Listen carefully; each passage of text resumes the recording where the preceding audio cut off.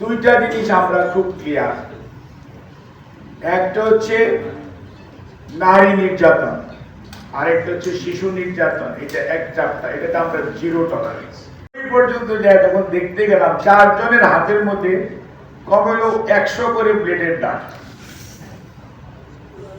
Minimum 100। তা আমি বললাম যে ঢেকে রাখো।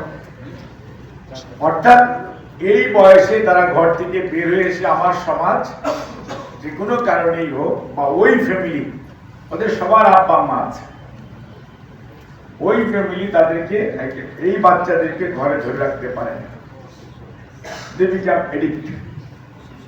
এবং তাদেরকে ধরে নিয়ে সেখানে যেমন তারা আমাকে বলতেছে তাদের আব্বু আম্মুর কাছে ফেরত দেওয়ার জন্য। ঠিক আছে, আমি অ্যাকর্ডিংলি তাদের জন্য যা করে, এটা কয়েকদিন আগের ঘটনা, ধরেন আপনার ঈদের দিন বা ঈদের পরের দিন আমি ঘুরে ঘুরে দেখতেছিলাম। এখন এই যে একটা স্টোরি, এটা কিন্তু পথশিশু, আপনার নাম দিবেন যারা রাস্তার মধ্যে ছিল, খুলনা শহরের ময়লাপোতার থেকে ধরা হয়েছে।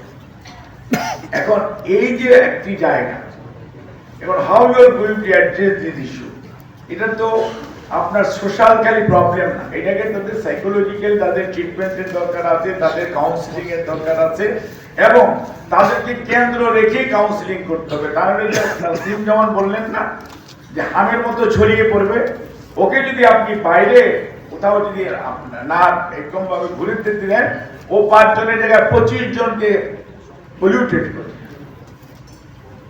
এখন এই জন্য কেন্দ্রেরও দরকার আছে। একটা স্লাইডে দেখলাম কেন্দ্র কতই করে। এই যে পাহাড় সম সমস্যা আপনার, এগুলোকে কিন্তু যদি আপনি বাড়ির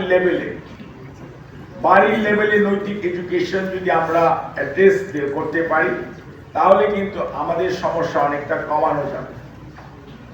আমার মধ্যে যদি বোধ না জাগে, আমার 3টা মেয়ে, আমার এখন ওরা ওদের মধ্যে যদি বোধ না জাগে যে এটা করা যাবে, এটা করা উচিত না, তাহলে তো লাভ নেই। এখন দিস ইজ মাই ফেল। আমার আব্বা আম্মা দুজনেই টিচার, আমার বাপ তো মারা গেছে, আল্লাহ বেস্টেলে, আম্মু এখনো এবার কেন শি ইজ ফাইটিং। কাজেই এখন মনে রাখতে হবে যে রাষ্ট্র সব করে দিবে এই চিন্তা করলে হবে না। রাষ্ট্রের নাগরিক আপনারা, আমরা সবাই। রাষ্ট্র একটা লেজিসলেশন বা একটাই করে আপনাকে হেল্প করবে, কোঅপারেট করবে।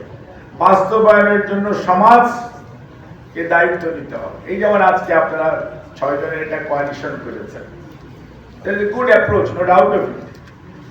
কিন্তু আপনাদের তো লিমিটেশনস আছে। ইয়েস, রাষ্ট্রের লিমিটেশনস কম, রাষ্ট্রের হ্যান্ডস অনেক বড়, কিন্তু রাষ্ট্রকেও যেমন দায়িত্ব নিতে হবে, ঠিক অন দি সেম সাইড আপনাকে মনে রাখতে হবে যে আপনারা, আমরা যারা এই সমাজে ওপিনিয়ন বিল্ড আপ করি, সচেতনতা আছে এবং দায়বদ্ধতা আছে।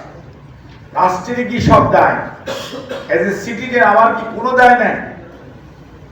কাজে এই দায়বদ্ধতার জায়গা থেকে যদি আমরা একজন আরেকজনকে সহযোগিতা করি, তাহলে কিন্তু আপনি এটা ওভারকাম করতে পারবেন।